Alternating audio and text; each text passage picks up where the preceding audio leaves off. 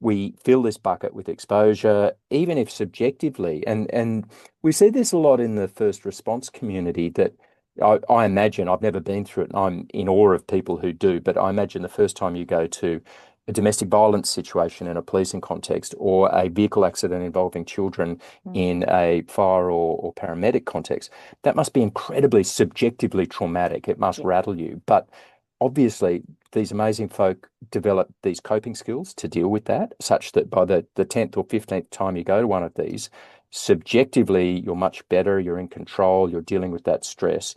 But the body is keeping the score. Yeah. It's filling your bucket. And if you haven't got these active mechanisms or practices to try to drain that bucket, eventually it overflows. And what we see quite often is that, it can often be a very relatively minuscule stressor that overflows the bucket. Mm. It's that Mm. literal straw that breaks the camel's back, and people uh, sort of have this massive overreaction or a stress reaction brought on by something that in itself may not be huge, but it's that cumulative Yeah. effect. And then they don't understand why it's happened either. It's like, hey, I've done this 1,000 times. Why is this one time? You Yeah.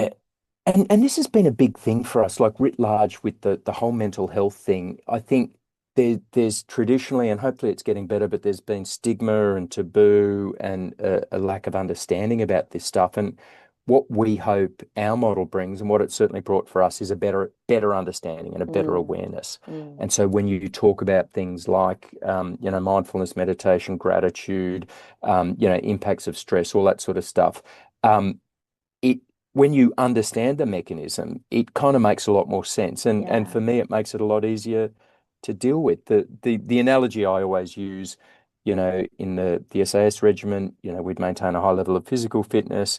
And if you got a hamstring twinge or rolled an ankle, you'd be straight to the physio. You'd go straight on a rehab program. You'd do your rehab, you'd work, Mm. you'd be out of work for a little while, you'd work to get back up and you'd come back in. And yet if there was a mental health equivalent of that, people would just keep running on it. It's Yeah. the equivalent of running on a rolled ankle or a sprained ankle or a torn hamstring. You wouldn't do that in a physical sense, and yet Mm. We a all lot of do, people, we all do. Yeah, yeah, or and did so before the awareness piece. correct, and so that better awareness, I think, can help rationalize it a bit more and make it a Yeah. little less kind of maybe scary or taboo.